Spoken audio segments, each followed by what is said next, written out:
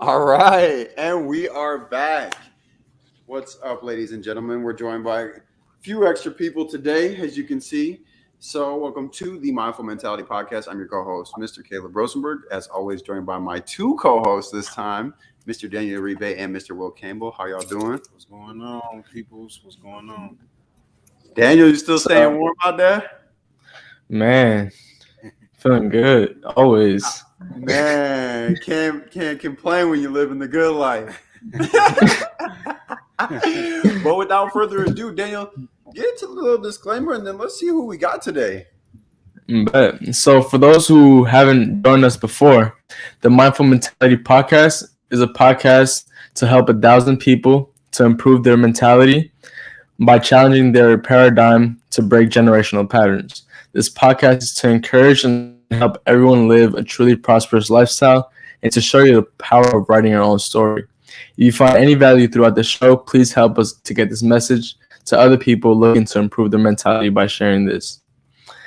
Man, that's what it is. Let's What go. do we have today, Daniel? Please inform the people on Today, who we have the pleasure with. Oh man, we have the pleasure of Chase Harman.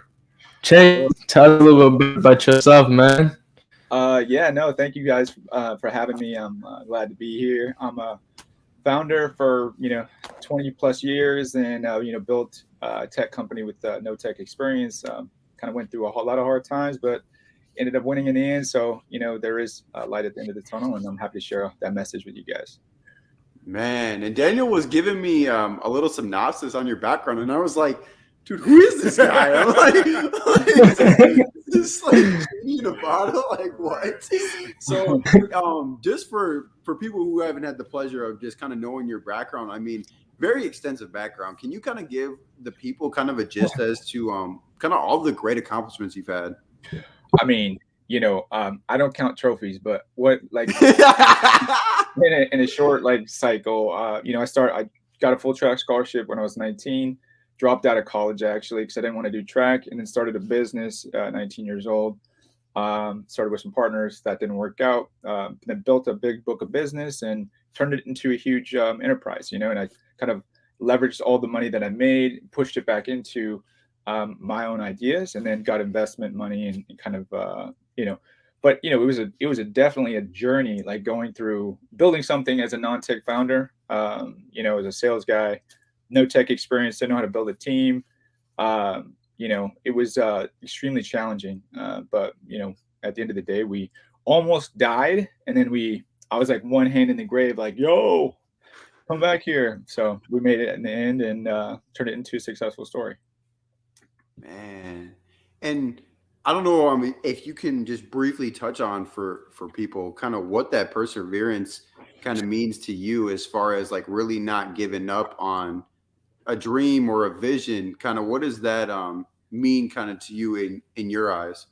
Yeah, and forgive me, my computer's gonna die here, so I'm gonna. No, it's okay, dude.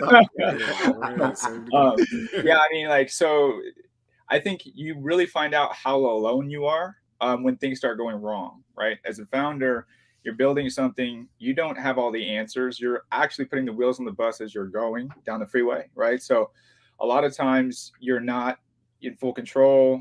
You don't know what's going to happen, and you have to make decisions, and sometimes they don't turn out right. And you have to bear the weight of that, like on your own most times. And I think it's really challenging because if you're not super strong in your mind, it's easy to give up. It's like, because a lot of times you'll second guess yourself and go, dude, what the fuck am I doing? Like, seriously, like, and everyone else will be like, what the fuck are you doing?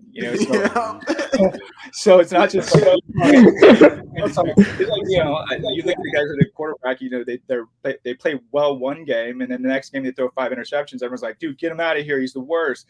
But that's how it is in real life. And, everyone else is saying that, it's hard to kind of digest that and keep moving forward. So, I mean, it's honestly like, but you have to remember what you're doing it for. And that's actually kind of hardest part to do when you're in that struggle, is to like remember that. But like if you're not willing to go all the way, like what are you even doing anyway? So right.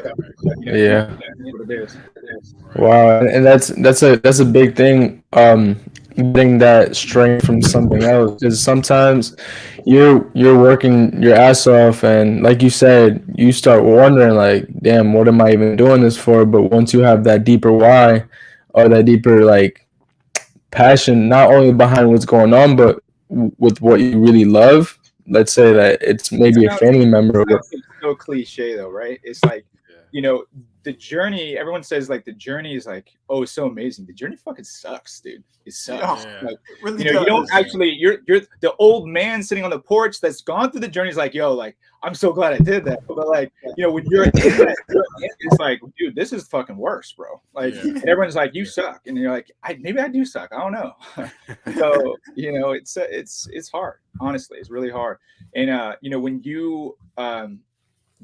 you get to a point where you're building a huge enterprise and then all of a sudden, like, you can't make payroll, you'll see how quickly, like, your whole team that you thought had your back, like, everyone's just there for a check. You know what I mean? So, like, you really do, like, you really just have to essentially take it on and, you know, the good with the bad and just keep moving forward. I mean, it's just one foot in front of the other. And honestly, like, that's really all it is. If you stay in the game and you can kind of like hold it together, then you have a chance to win. And that's Right. the game. Yeah. Yeah, most definitely. And a lot of people don't like to show the things they went through. They don't document the process of what they went through. They just show you the success. That's what you see on all these Facebook, Instagrams of the success, but they don't show you what the hardships they went through. Well, most of that's fake anyways, you know, so it's not real. But the guys that actually have gone through it, you know, there's a certain amount of empathy that you get when you've like built a business and you've done those types of things because you've gone through a lot of hardships to get there. So you don't necessarily like flaunt that stuff on Facebook. So the guys that are doing that aren't necessarily like the guys, you know, there are some of those guys, but most of them aren't you're not going to see that. So they're trying to sell you a dream, basically. yeah, maybe they're selling, maybe they're in an MLM business, you know, but like if you're not in that business, like I don't know what good it does you other than, you know, you look like a douchebag. Literally, literally, man. And that's the toughest thing is that, like, I think a lot of people have a tough time coming to that realization. Like, whatever you're gonna do, if you're gonna strive for greatness or to be great at something, it's gonna fucking suck for a little bit. And people can't like grasp that. They're like, oh, if it sucks, it must not be like my thing. Everything's gonna suck. You know, like on my body, I have burn the ships, winter die trying, right? And it's like it's about that Spanish Armada. They came to the beach. They came out there with like 300 guys, and they were facing an army with like 4,000. And the captain burned the ships, and he made them fight for their lives, and they won, right? Because they had their backs to the wall. But like, if you're not willing to die, like literally, I mean, you don't have to die for it. Don't like kill yourself, but like, you know, if you're not willing to go all the way in, like, that's what you got. Like in that moment, like when you're really like, it's tough. Like you're getting it from everywhere. Things aren't working. You're trying to innovate stuff. You're constantly failing. You know, that's really when like you have to just go through it. Like, and you have to deal with it. And the only way to do it is to charge right through it like a bull. You know, that's it. Right. Yeah. If it was that easy, everybody would be doing it.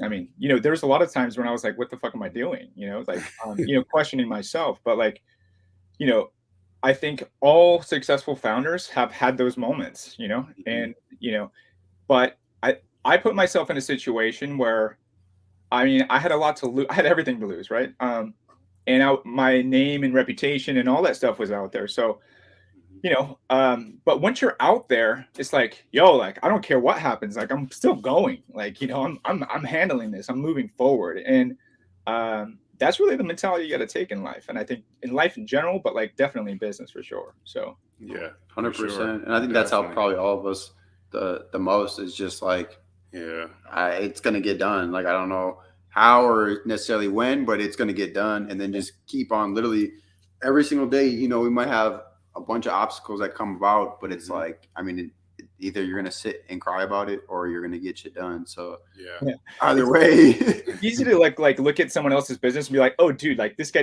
made this easy business. Like I could have totally done that. Like, why am I doing this? But you gotta realize like, there's like a lot of stuff that you don't even understand, like what's going wrong in their business. You know, that the challenges that they're facing, and they're probably thinking, they could be thinking the same, internalizing the same things, you know? So and there's also like, if you think about it, there's 8.5 million businesses that start every single year. 8.5, right? Wow. There's literally there's only been ever in the United States, there's like less than 150 companies ever that have been unicorns, billion-dollar companies. Now, you feel like you hear about them all the time, right? It's like you have Tesla, you have this, you have that. There's literally less than 150 of them ever in the United States. But the 8.5 million start every single year, and like over 90% of those fail, right? So like that's like the reality, is that like they're far and few between. It's hard to get there. It's almost impossible. I mean, like forever, like 150 companies less than that. That's insane, actually. I mean, you would think the number would be much higher, but it's not. So Yeah.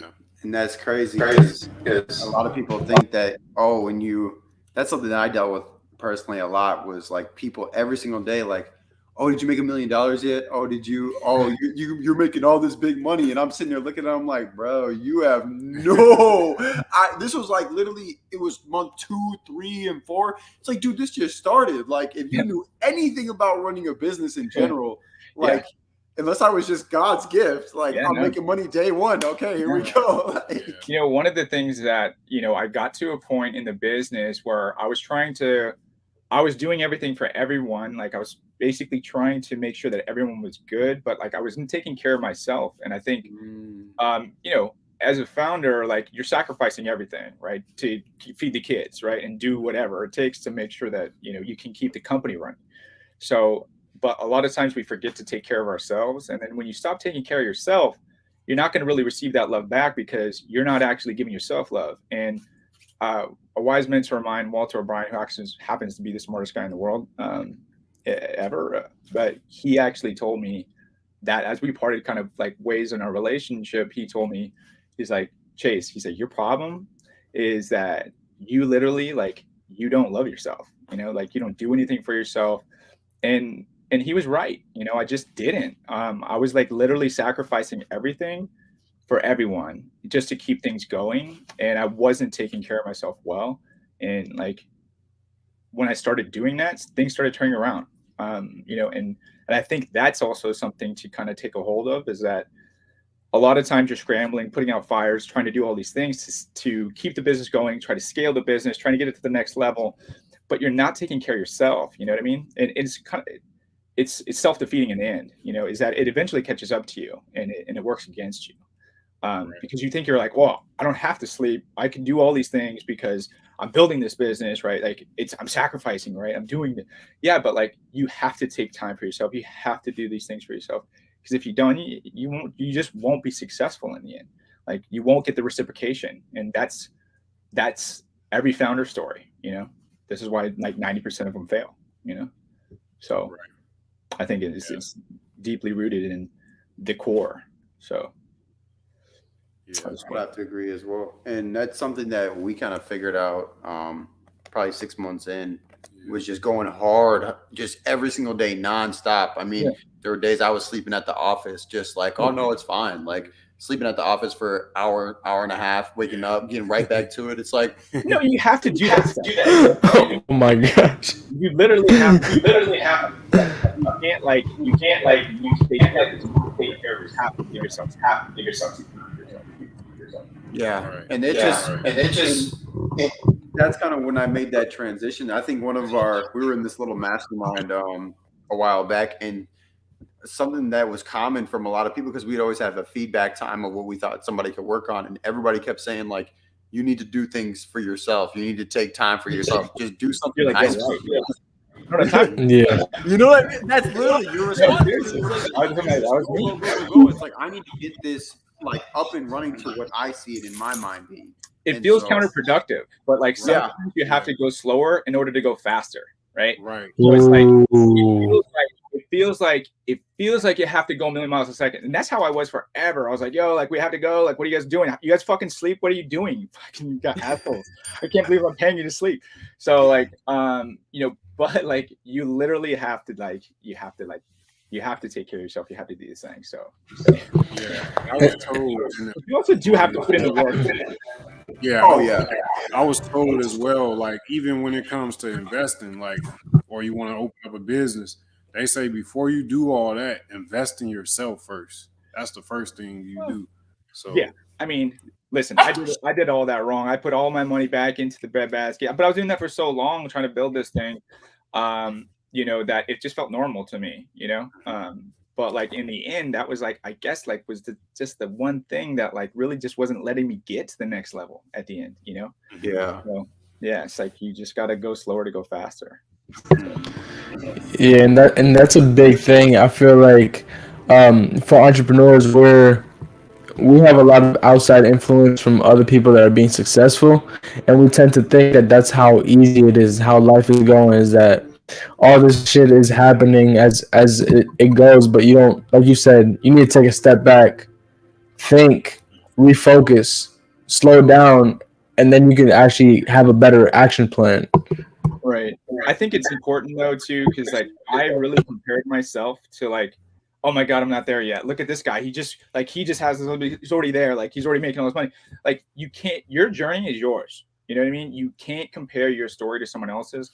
Like I want to say, oh, my shit was so complicated, so much harder than yours. That's why. But it's like, no, I mean, like everyone just has their own path, you know? So like, you know, if you keep going and you can figure it out along the way, you'll get there. You know, it might take you longer, but who gives a fuck? You know, at the end of the day, you're trying to do something, you know, and you're not trying to do it just to make money. Like shit, we could go work somewhere and make money. I mean, no one wants to do that, but like at the end of the day, like you're doing it because you want to win. Like I'm not doing it because like it's more than just making money. It's like, yo, like I gotta win, I gotta do this. Like this has to happen.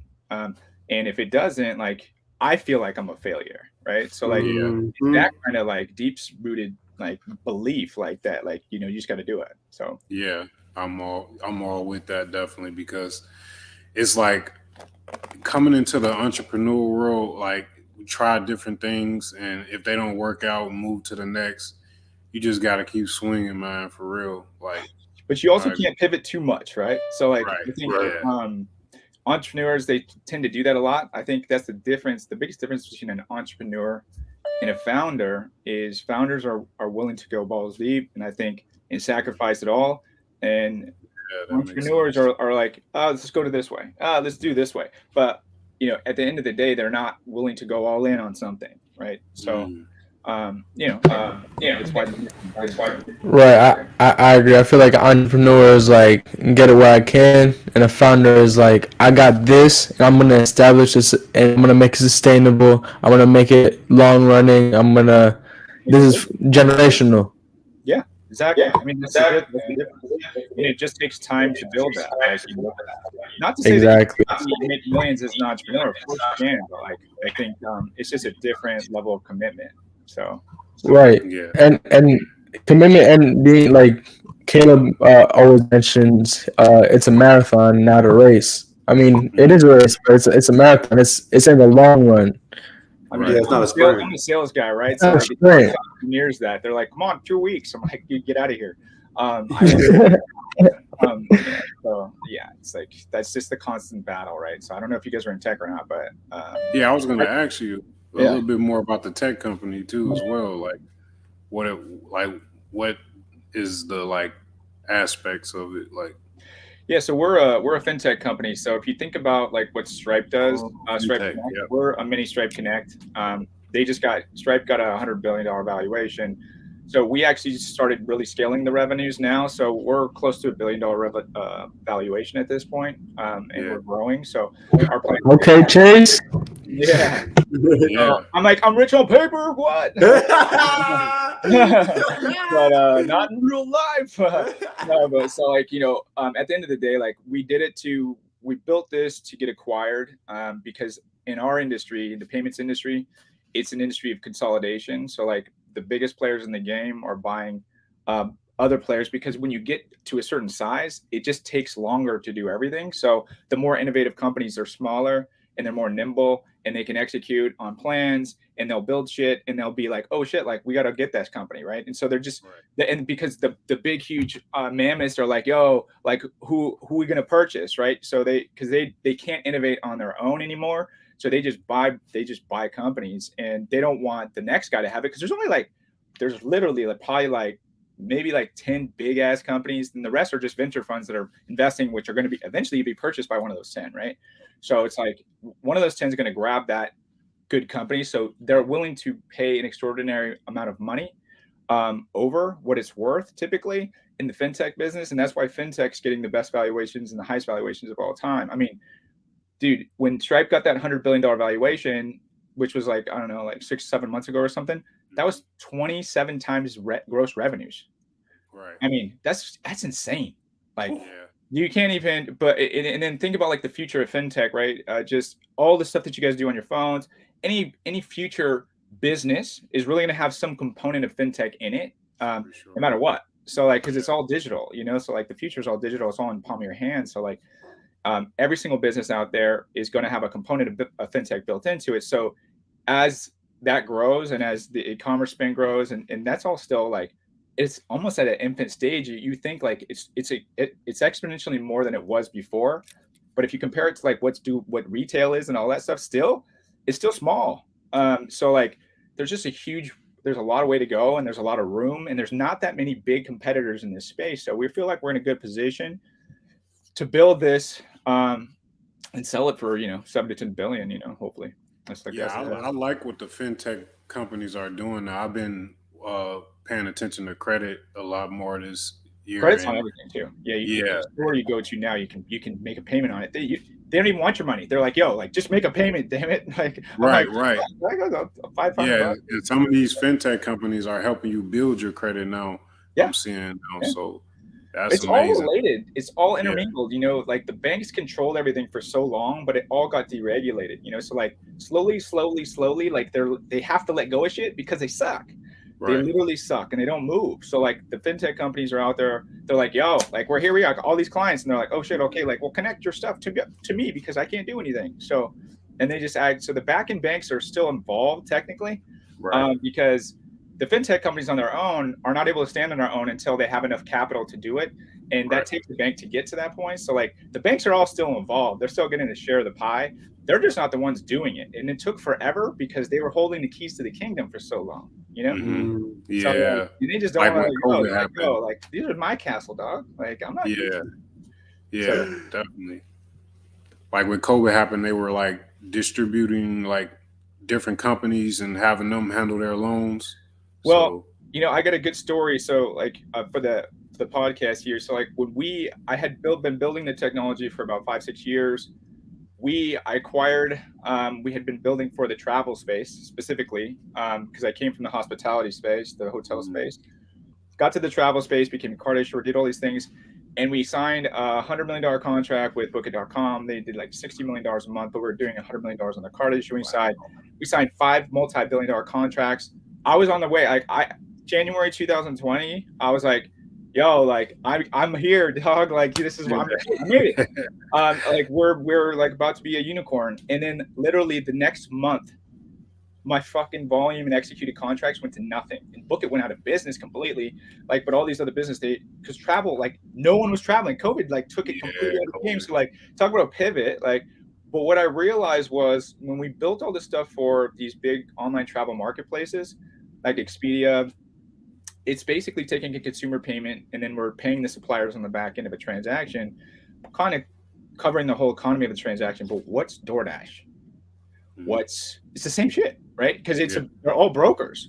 They're brokers that take a consumer payment and then they pay for the service. So DoorDash, as an example, consumer buys a sandwich from DoorDash, but DoorDash says, hey, sandwich guy, right? And then he pays. And they charge you that fee. Exactly. That makes sense. So what I realized was like we were about to die for real. Like I was like, oh my god, like what the fuck. So I mean, we were like there. You know what I mean? So like talk about like a blow to my like. I have been struggling for 6 years trying to build this thing. I executed these contracts. I'm right there at the touchdown, and I'm like, oh my god, I'm about to spike this so hard, and boom, like it just got taken away from me. So and then we had to fight for our lives to come back. We had 128 employees. I went down to like 7. You know what I mean? And then well, a lot of those guys, thank you. I'm glad you left. But like some of those guys were great. You know what I mean? Like, we lost some good people, and, we had to rebuild it all because like we literally were there at the finish line, and we literally had all the executed contracts. It was like the money was in my hand. You know what I mean? So I mean, you, talk about, like, keep going. Like, it's that's a tough hit right there. And do you think like you're able to scale up the same way with like less people now? Like, well, yeah. So basically, what we did is we built our technology is built to automate. So kind of like Stripe is. So we essentially don't need as many people. I mean, we're scaling the organization, but the good thing is that 6 long years of work. I mean, we had built technology that was worth on the face value like $300 million, right? So like, although there was like not any real volume going through it because of what happened, right? So we just had to generate revenue. And I think a lot of times if you're building technology, it's like you're chasing this dragon. You know what I mean? It's like, yo, like the dragon, I can't catch it. Like, it's just, it's like all this, there's always something new that you have to add in. So like you're always building, but you're never finishing, like totally, right? So like it's kind of like still unstable. You keep up building on top of it. So there's a lot of that stuff that you learn as a founder that you can't do, right? And you got to do it differently. And I think, I learned a lot of like rough lessons because no one fucking teaches you that shit. You know what I mean? Yeah. There's just no teacher that's like, listen, guys, I almost lost $1 trillion, and like I'm going to teach you how to not lose $1 gazillion. Right. Like, no one does that. Like, and when you make those wrong decisions, everyone's like, dude, oh my God, such an idiot. Like, what is he doing? Like, it's hard to be in the driver's seat. You know what I mean? Yeah. But like, that's why they pay the drivers the big bucks. At the end of the day, like when we exit, like I'm the biggest shareholder, so I'll be getting paid. But you have to be willing to take the abuse all the rest of the way because the abuse is gonna happen. Like, and the struggle is going to happen. It's going to. So. Definitely.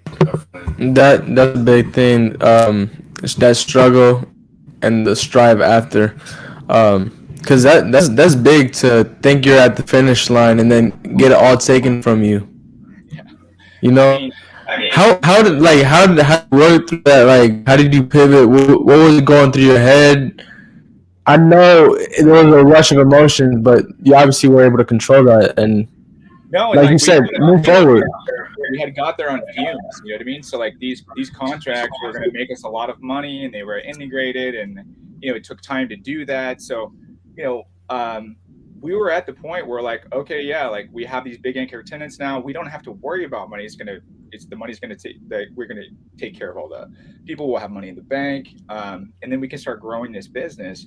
And that just didn't happen. We basically got there on fumes, and then you lost the ability to perform because all of our contracts vanished, right? So, I mean, that was really hard, right? But I'm just one of those guys. I'm like, yo, like I don't care. I'll do myself. You know what I mean? So like, I'll keep going, and I'm just because I'm not going to walk away from a fight. It's like, dude, you got to kill me, like totally kill me, like bash my brains in because I'm not dying. Like, that's it. Like, I'll fight you with fucking one arm and like my finger. Literally, that's the mentality you gotta have. It's like back in 2008, a lot of businesses took a hit, and the ones that made it out was the ones that built new things like funnel systems and different things to like capture people and such. Like, so the marketing changed overall, and like, yeah, it was some crazy times, and that's what we just seen recently. Like, a lot of businesses just got hurt. Like,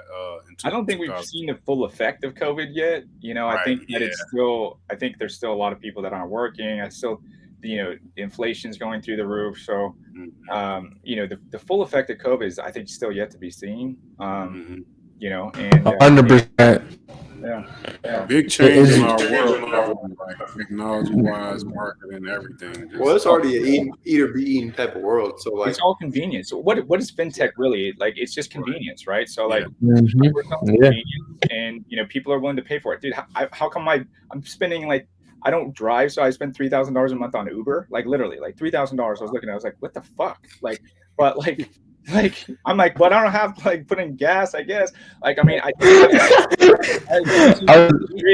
that's smart though. That's smart. I I think I was explaining that to Caleb a couple months ago how one of my mentor's buddies had told me the same thing. He was saying how he'd rather ride Uber than drive his car because he can work from the back of the car.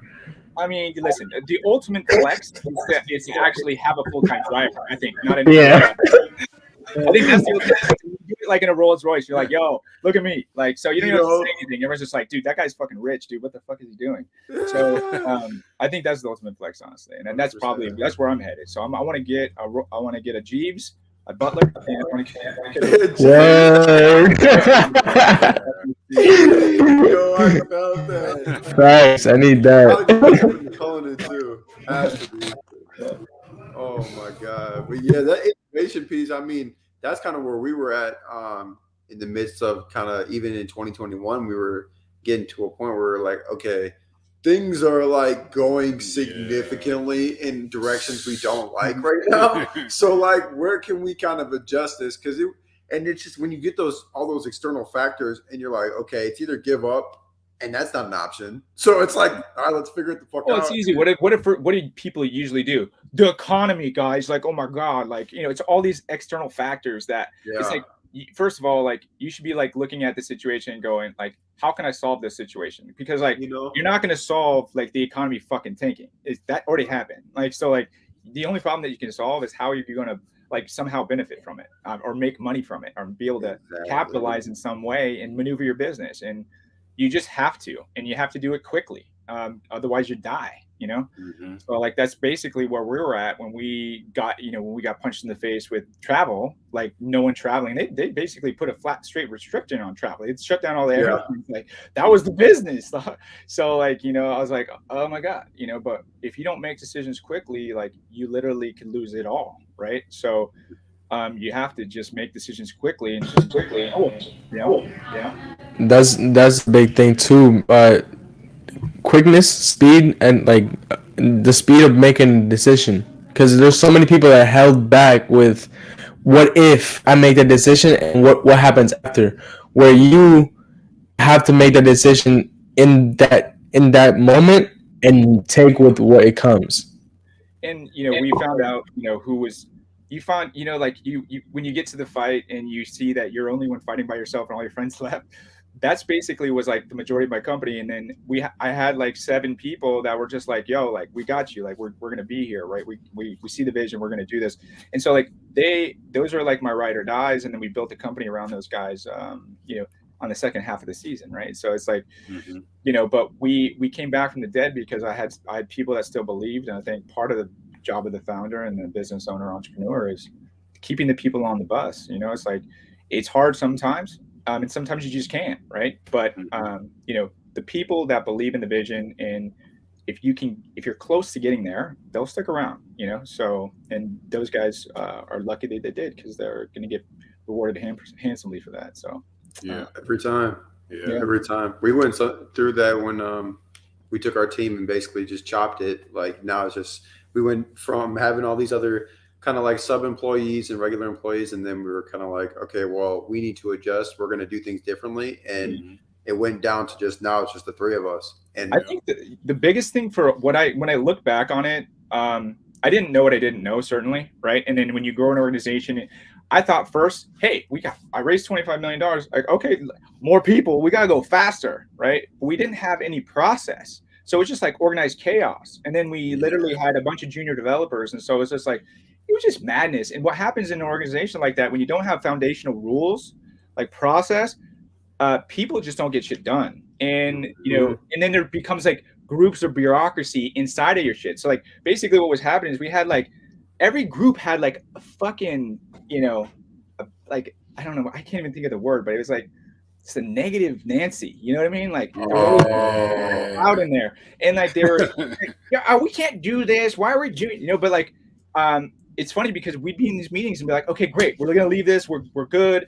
And then we come back like a week later, and they didn't talk about it, but they just talked about how they can't do it. It's like, dude, what are we doing here? So I think there was a lot of that like all over the organization, and that's because we didn't have like the mission. I didn't think it was important, honestly. I was like, who cares about a mission? Who cares about a vision? Like, I know what I'm doing here. But dude, if you're building something, innovating something, and people, they just don't see it the way that you do. I mean, it's a gift, right? So like people aren't going to see things the same way you do. And so you really do need these core foundational principles in place. And it also helps people just recognize why they're there, Yeah. 'cause a lot of times like there's a lot of failure to try to innovate, so when you're failing a lot and you're just not winning and things aren't going right, it's hard to see the vision sometimes. You know what I mean? 'Cause you're like, yo, like, I don't see how we're going to get there. And I don't even understand what the fuck Chase is talking about. Right. So, but they won't say that to me. They're like, yeah, Chase, we totally get it. Okay, sir. Oh, Right. yeah. But you, like you said, though, like you got to have that clear vision to be able to even give it to somebody else. So, but you have to like, make it universally known and have a company governance basically to go through all these things and to check the boxes and to make sure that you have process. yeah. Because if you're trying to listen, you can make $1 million, you can make $10 million without process. You can't make $1 billion without process. It's impossible.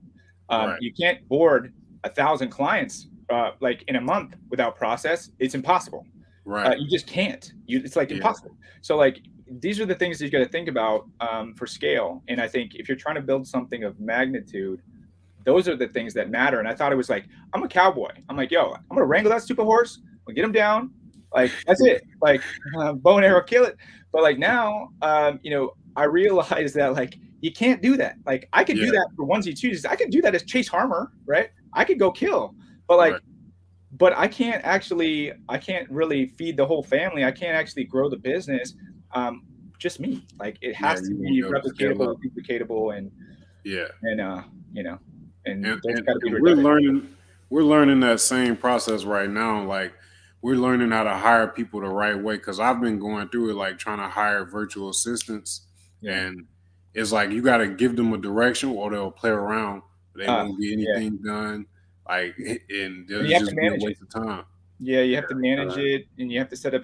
You have to set up in the very beginning. I think the most important thing is setting expectations, aligning expectations. Like, yo, this is what I expect from you. This is what I want every week. These are the kind of things that I'm going to bonus you for. But having that direct conversation, and then you go back to that, because they're going to come in inevitably and go, hey, Chase, I want to raise. And I'm like, yeah, fuck you. Did you remember like this thing that we talked about like in the very beginning and every month that you're not doing? No, sorry. Don't ask me for a favor. So at the end of the day, it's a business. Like it's a business. You can't, you can't be friends with everybody, and everybody wants something from you, really. So, and I think that's the hardest part. Going back to what the podcast is about is like, you feel like you're giving up everything for everyone, and you don't get it. You don't get the appreciation because what does everyone want? They're like, yo, can I get a raise? Yo, could I get this? Could I take these days off? But they're not ever doing anything for you ever. Yeah. Like when someone comes into my office, 100% of the time it's not for me. Like, hey, Chase. Yeah. They want something. Right.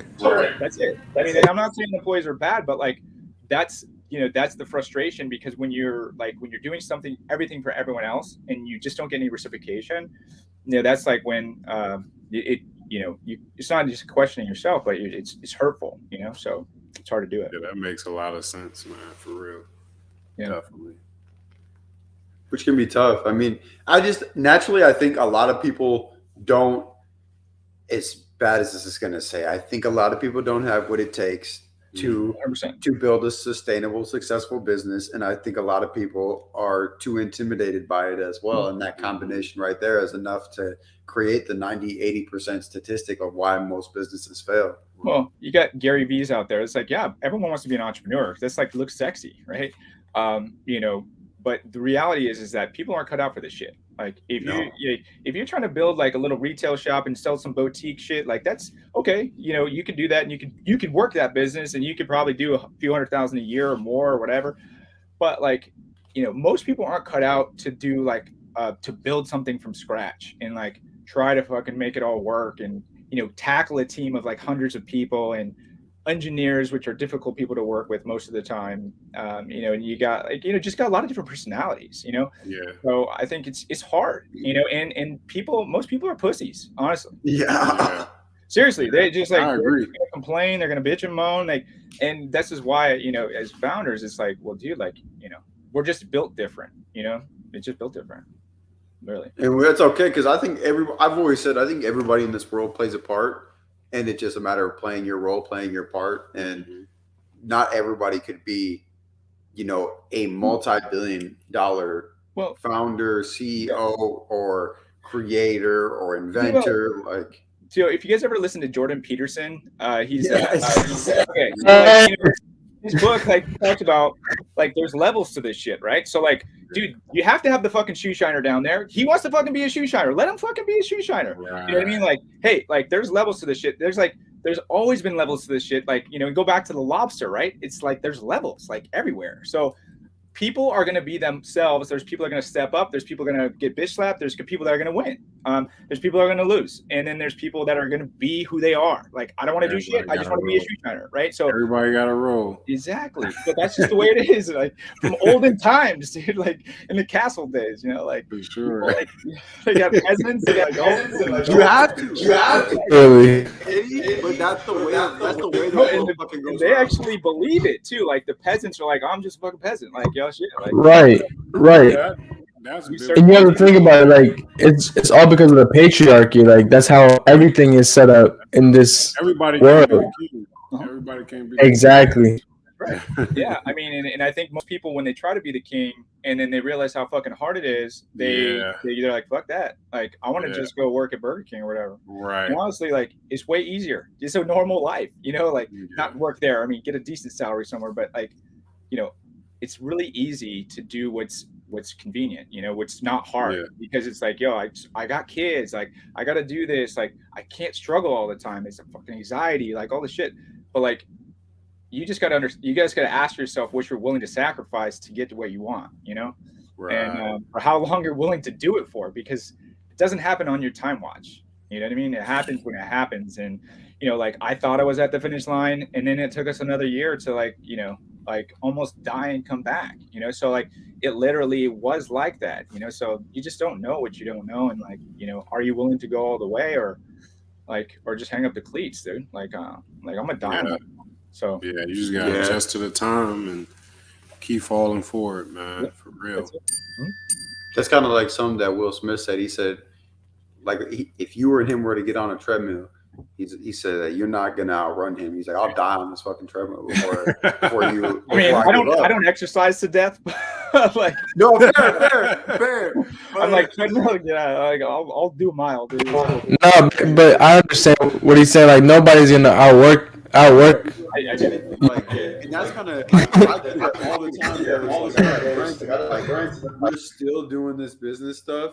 You're still like working this. You're still doing this, and I'm like, why is it like that's not even a question. Like, just get this in your head right now. It's a lifetime thing. Like, but again, like you said, we're building. If you heard of this rapper boy, this DJ guy asked him on an interview, "Why you got so many businesses?" It was like, what kind of question is that? What do you mean why I got so many businesses? Like, that's the mentality some of these people have. Revenue, it's like, right. I think you need to have multiple sources of revenue. That's why I like our business model, is because it's transactional. So like, we're making money from everywhere, payments, payouts, everything. Everybody needs that, exactly. And I can go to bed and I still make money. That's the way. So that's a life right there. Going to sleep and making money. I only get but that's so as far as like, how did you get into such an innovative, like creative type of mindset? Because I think a lot of people struggle with finding their passion, finding their why, finding their drive, or like what their path is, I guess. So like, how did you kind of go from, because you said you were a sales guy, I was previously in sales myself, so like how do you figure out your shit basically? I think I always had ideas about what could be done better. And so I landed the largest hotel association in the United States when I was like 20, and then I traveled around the country for like 8 years. And in the credit card processing business, it's a very commoditized business, right? So like every year, all those clients that I've been servicing to death because I didn't have technology, they're like, yo, lower my fees. I'm like, wait, dude, like I'm doing such a great job for you guys. Like, just, go to sleep. Don't. No, they're like, no, lower it. I'm going to change. Right. So there's no loyalty. And I realized that if I didn't build something, if I didn't take the bull by the horns, like I wasn't going to ever be who I wanted to be. Like I wasn't going to add enough value ever to the food chain for people to give a shit. And then I was always going to have to be selling someone else's product. And I didn't want to do that. What I wanted to do was I wanted to own it and own the experience and be able to keep the clients on for longer periods of time and make more profit per customer, right? Without them, but not them complain about the price, actually charge more for the price, and actually them don't say shit because they're like, yo, like we're getting so much value here that like I don't care that I'm paying. This is why Stripe, they do 2.9%. Everyone's like, you know, at the end of the day, it's easy, right? They're doing it for convenience, not because it's cheap. So that's what I realized. But I also knew that like I didn't, without any technology experience, that nobody was going to write me a check. So I took my own money and then started building an MVP product because I had made millions of dollars in it doing the hotel stuff. And I basically took $2 million of my own cash, you know, and I didn't know shit. Like I basically like I started working with a firm in India. I spent $200,000 on development. I had nothing in $200,000. So I fucking fired them and I had to start over, you know, so there's a lot of those types of things that you learn about. And then you just, it's like, you know, life lessons nobody tells you because as a non-tech founder, you don't know these things. But, you know, I'm a cowboy. So, you know, I was ready to wrangle whatever was in front of me. And I just kept going, you know, I didn't stop. And that's the story, really. And that's crazy to just kind of get a brief insight of like how many challenges you had to come about. And it's just like that constantly like just eating shit and getting back up. I think that's like the mantra of a successful person, honestly. Like, like I can't even tell you how many times I felt like, damn, this is like damn near rock bottom right here. Most people will stop eventually. You get slapped in the face enough times, or like, you know, people chop your legs enough times, you eventually are like, dude, you know what? I'm just want to sit down. Like it's hard. You know, and that's the hardest part is that like it is challenging, you know, and it's really self-defeating, but like you just got to realize like if you're doing something hard, it's fucking hard. Like there's a reason why there's not a lot of people doing it. Like, you know, and people, there's a lot of talkers out there and there's a lot of people that were talking about building businesses when I was starting to build a business, but like, I don't even know where those people are, you know, probably, you know, off on some different project by now. But like, you know, I think it's never going to be perfect. You know, it's never going to be easy. And if you're innovating, you know, Elon Musk said, listen, if you're innovating something, you got to fail a billion times before you actually succeed. And I guess it's powerful because, you know, it comes from Elon Musk, right? But even Michael Jordan said that. But that's the reality is like, you know, you really just, but it's hard because you're constantly getting kicked in the teeth. You're like, yo, dude, when the fuck am I going to win here? This is bullshit because I was winning for so long. And then I'm like, but it also makes you empathetic. That's the fucking journey part. It's like, yo, you're like, I had an ego when I started. Now I don't have a fucking ego. Like I got kicked in the teeth too many times. Like, I'm like, yo, I don't have teeth. I can't smile. Like, so I think, ego is the one thing that can break you in life is holding that too strongly. Yeah. No, I mean, it's easy to do that when you're successful and you're in your early, you know, 30s, late 20s, whatever. But like, you know, I think later, you know, that obviously becomes a problem, and just I think for people in general, you know, it's not good. It's not healthy to be like that. So, you know, if you want to build something, get kicked in the teeth, you can learn a lot of lessons, but it's also really hard. So, and it sounds so that, and I've probably expressed this damn near daily to these guys. It's like we'll get on and I'm just like, man, I fucking hate how much easy they make it look online to run a just multi-million-dollar operation, and you know what every day is like on, you know, private jets and boats and like these cars. Said, it's all fake, man. Bro, it's like you're out here in the trenches and you're really building stuff on the daily, and you got people just flaunting it. Like, and it's hard because all my friends are like rich, you know. So I'm like, yo, dude, fuck, like all these guys, like what the fuck, you know, they are riding on private jets, they are going to see, but for real, like, and I'm like, yo, like I can't even fucking go on a private jet, like because I'm sacrificing everything to give it back to the company, right? So like, I mean, those are the moments where you're like, dude, what the fuck am I doing wrong? right? Like how are they so right? They're not that cool. They're not that smart, like what the fuck? But I think, everyone's challenges are going to be different, and you can't get in the web of like comparing yourself to other people. And I unfortunately do that to myself all the time, and I beat myself up about it. And that's probably why I'm a savage. It's just like, I want to be better than those guys, I'm willing to sacrifice to go through it. But I think you can't do that. You can't do that because it becomes harder to deal with it, because there will be people that beat you to the punch, and you're not there yet.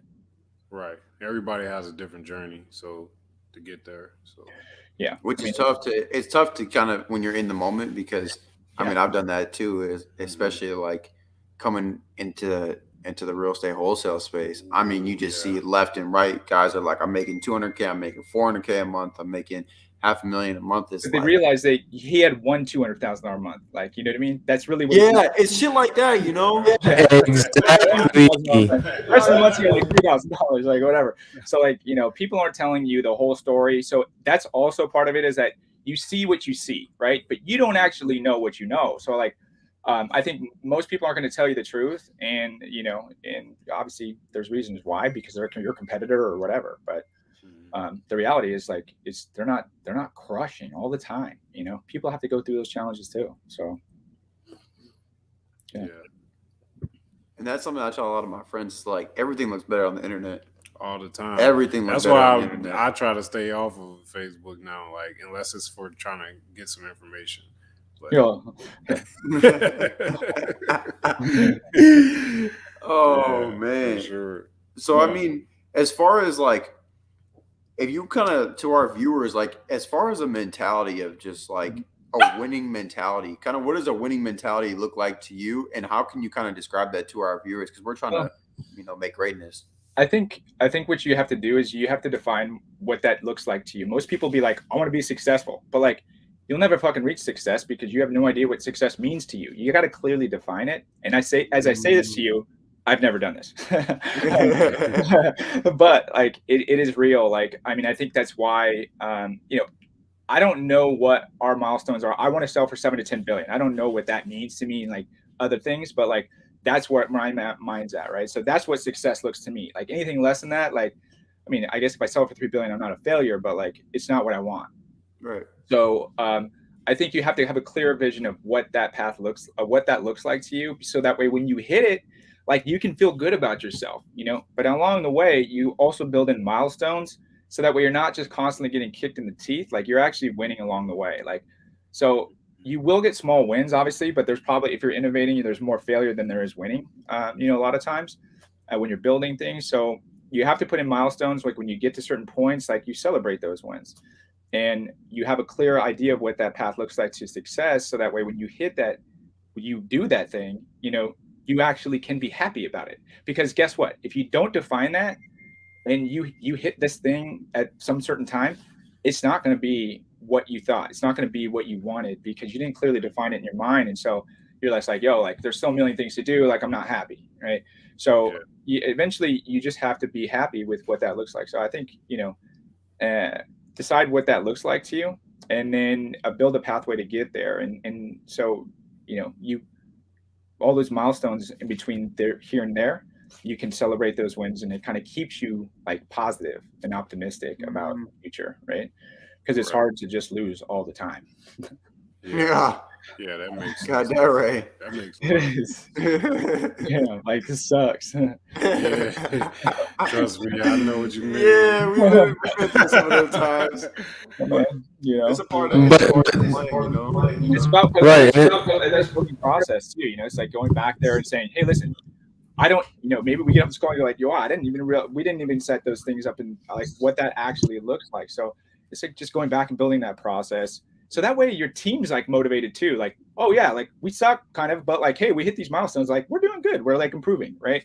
So like, that keeps positive reinforcement across the organization, because it's really easy to get demoralized. And I think, when you're building, you constantly fail, but you don't actually have those types of milestones, because people just get self-defeated and they just like they just get burned out and quit, So, you'll lose good people that way too, so I think that's organizational wide, building a winning organization, really. 100%. Yeah, That definitely makes sense. That's some good information. Hope y'all heard that. That was good. Man, I'm telling you, bro. I need to hear that myself. For sure. Well, yeah, no, this has been fun. So what is so say I was like a new entrepreneur, right? Mhm. Brand new, and I'm trying to find my vision. I'm trying to just make greatness of myself. Kind of what advice would you give to me, being kind of a newer individual to the space? I think, when I look back on my journey and why I didn't do it initially was because I was like, I'm too small. Like, I'm just like 1-2 person. I got an assistant. I got this, but like, why do I need a vision? Right? Like, this person doesn't care, and like, I don't have an organization. But like, if you don't clearly define what you want your organization to be like, um, it seems like this is the going slower to go faster part. It seems like a waste of time. Because you're like, I could go out and make sales. I could do things right now, right? And I'm not saying do that during work hours, um, but ultimately that's the kind of stuff that you have to do if you want to build a big organization. Like if you just want to be the guy, you have an assistant, a couple people working for you, you don't need that shit. You don't need a vision. You don't need all that stuff. I mean, you really don't. Like you can just be a small business and do what you do, right? But if you're trying to build a big organization, you're trying to change things, you're trying to build things, do innovative stuff, you're gonna have a lot of people on your platform. You're gonna have a lot of employees. Like you have to keep people on the bus, and when you're in the fucking weeds and you have 128 people and there's no fucking process and there's no clear identity for what this organization is, no one knows what the fuck they're doing anymore. It's like, you have people in like these different silos, like no one talks to each other. That was the biggest problem, is that you have a big organization, people get siloed off and they start having that, and then just like no progress happens, so like you really do need a universal connector. And I think that's why it's super important to do it. And, looking back on it, obviously, it's hindsight, it's 2020, I knew that I had to do that, but I didn't do it because I thought I didn't need to, because we were small and then we grew and then we didn't have it. And then it's like trying to tell people what to do later, when they're already in the organization, they already have like these like built-in beliefs about whatever their role is. And you're like, no, this isn't what their role is supposed to do. You're supposed to do that. This is the way we're supposed to do it. They're like, yeah. They're like, yeah, sure. Okay. And then they get off the phone. They're like, yeah, fuck that. I'm not doing that. Right. So that's why it's important. Right. Yeah. Got to have a clear vision. Yeah. Agreed. 100%. And that's crazy, because the book I'm reading right now is called, have you heard of the book Vivid Vision? I haven't read that one. No. It's like some book I got from Brandon Turner's recommendation, but it talks about just defining a clear cut, like a very clear picture that I could literally hand this vision over to Will and he know exactly what I'm trying to accomplish or what this is going to look like. And that's kind of something that we've been discussing lately, is just, okay, not just having this vision, but what's this vivid picture? If we're trying to create something big like we are intending, what does this vivid picture look like that we can paint to people so there's no fucking question of where we're trying to be? Right. Yeah. And I think that's, doing the vids, that's the elementary beginning part of it. Right. But that's like, hey, okay, this is who we are. This is what we're doing. But then building processes across the organization for everything that you do, that's the key. And then those are the things that when you're running fast, you're not doing, or maybe you're not thinking about because you don't think you're big enough or whatever. But once you start scaling, they become problematic everywhere because everyone's kind of siloed in your organization and there's no process anywhere. So even though you have a vision, like everyone's like, yeah, I know we fucking talk about this, but like, it's like madness everywhere, right? So, chaos. So you really I was just talking to him about that this week. Like, it was like he's seen a vision that I had finally, and now like we're both in sync with it. Like. Yeah, but this is like after like 8 months, right? You're like, oh, okay, like I get it. Oh my God. You're like, dude, I've been saying this shit for fucking 8 months, bro. Yeah, dude, I swear to God. So like, you're like, dude, you're just getting this shit right now? Like, really? Like, okay, but like, I thought you understood. Like, no, but like, it just clicked. So like, I think you definitely need to do those things because it makes it easy to understand, breaking down. For sure. Yeah, because trying to even get, because now this is what operation number 2. And so on the side from the real estate side, just once we got to that point, like we were still, like, it's great to be doing things, But then to have that moment, it's like, wow, we really could have been doing things a lot more effectively. Seriously. Yeah, I mean, the whole it's time. painful to learn those lessons or to get a new person in, and then they automatically get it right away, and then you start making progress, and you're like, bro, like what the heck? So I think, but those are the types of things that you learn along the way. Unfortunately, it's like, and then you just don't repeat those mistakes because you realize how much time you wasted. Because at the end of the day, it's the time. You can the time is, you can't get it back. You know what I mean? It's like you start here, you're making a path, and then all of a sudden it's like for nothing, and it's like, oh shit, like I gotta go here. But it's like 8 months of time. That's like a lot of time, Yeah. So I felt that. I mean, that was how because Daniel and I started, and I mean, we were probably just running around with like chickens with our head cut off. Like we were getting shit done, but like don't get me wrong, it was definitely like there was no talk about a vision, no talk about processes, or even barely the systems talk. I was like, you do this, Yeah, that's what it is. It's a tackle, hunger, what makes deals happen, get some money in your bank account. But that's a small thinking mentality, right? It's like you're trying to just like this little bridge. 100%. We're thinking about macro. We can't operate like this, me and you. Like we got to build this so that way we can replicate ourselves and we can actually run the company. Right. Yeah. So now it's at the point where we're looking at longevity and we want to be sustainable and automated, like you were saying. Like we want to build, yes, but be smart about it. Sure. No, and I think there's always something to be said about making decisions quickly. And I'm always that guy. But I made a lot of wrong choices, and I learned hard lessons that way. That cost me either a lot of money or time.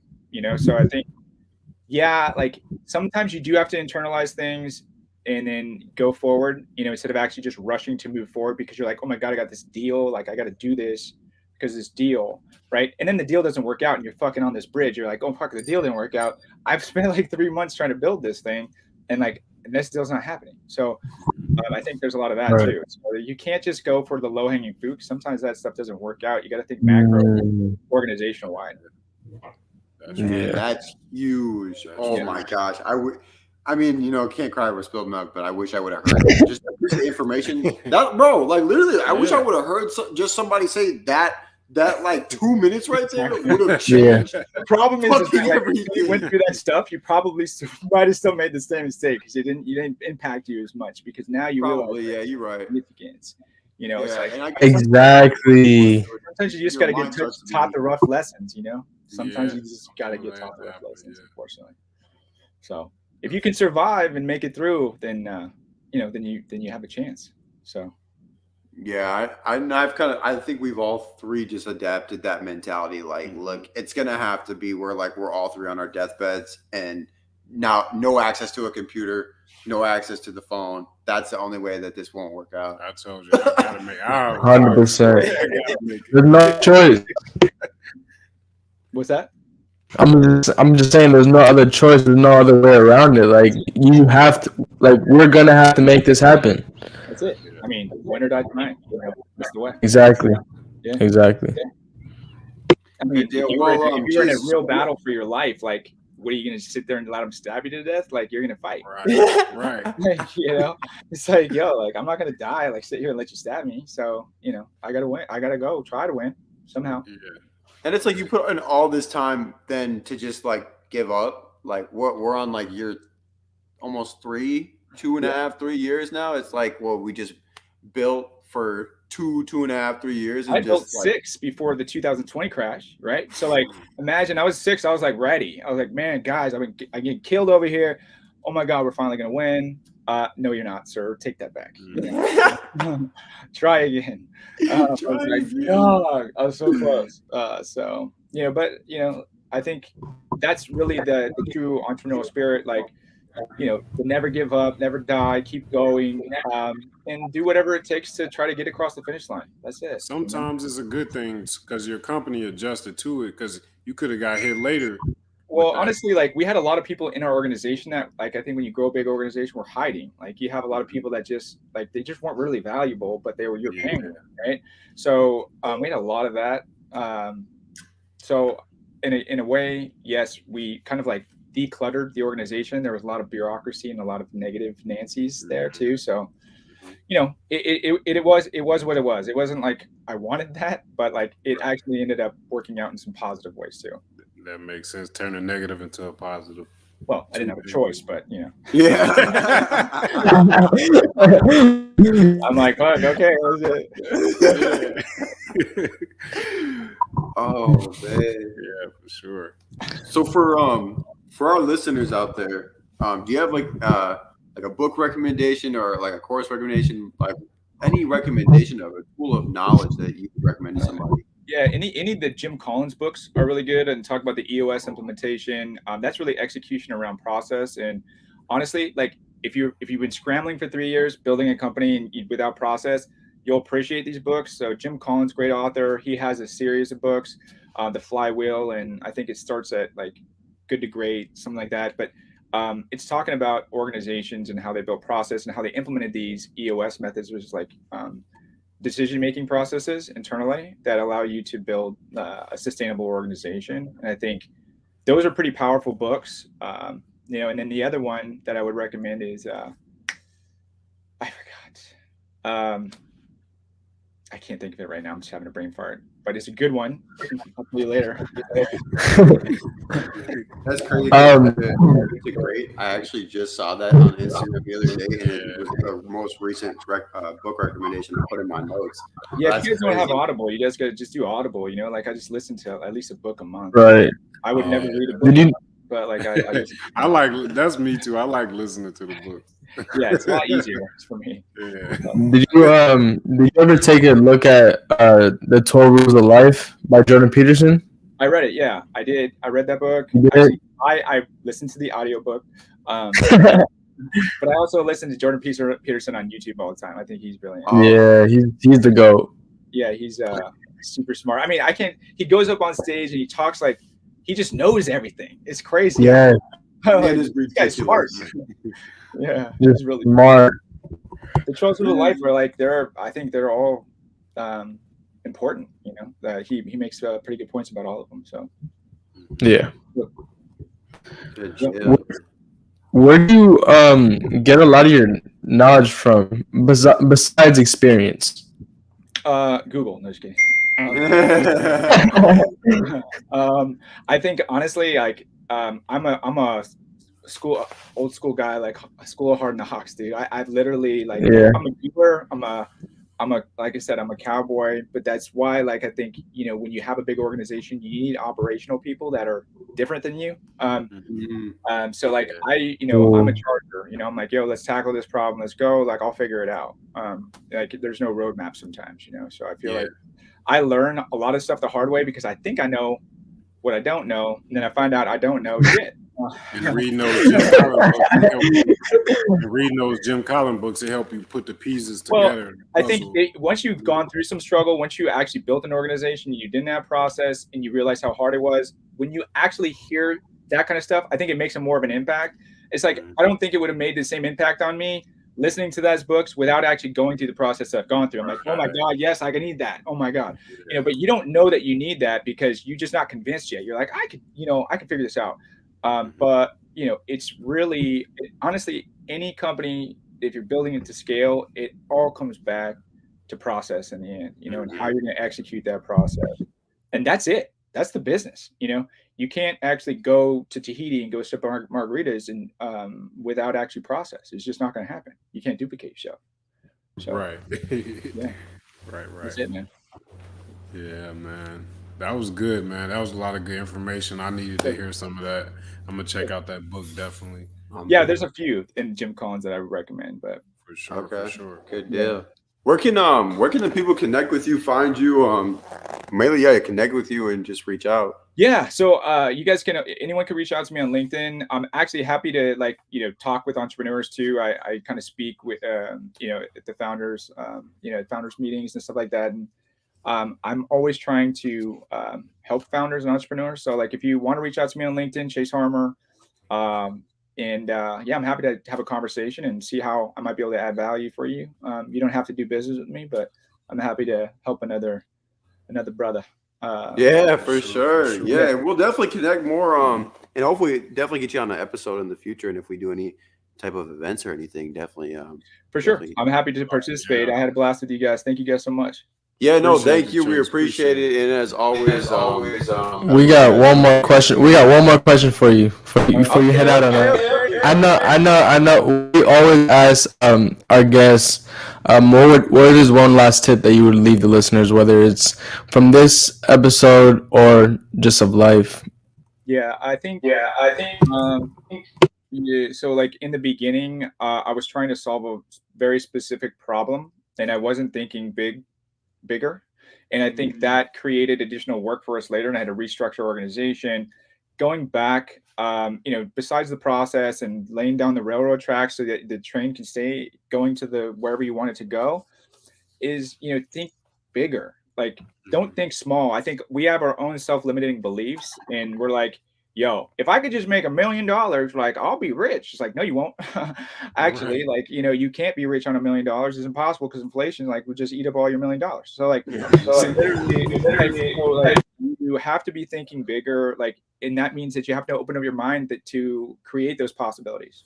Because if you're not open to you saying, hey, I could do this, right? I can make $10 million, not $1 million, but I can make 10 million, whatever that number is, or whatever that looks like to you. Like, you got to think about bigger, and don't think about solving a problem or fixing a certain thing. Think about okay, let's look at it top down and see all the things that we can do and what's important, right? Because then you can build it the right way, and you don't have to go back and fix things, because it's hard to fix things once you have architecture built in.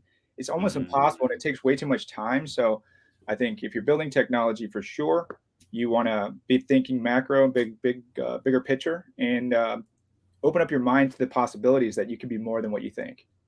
No doubt. That ending line was perfect.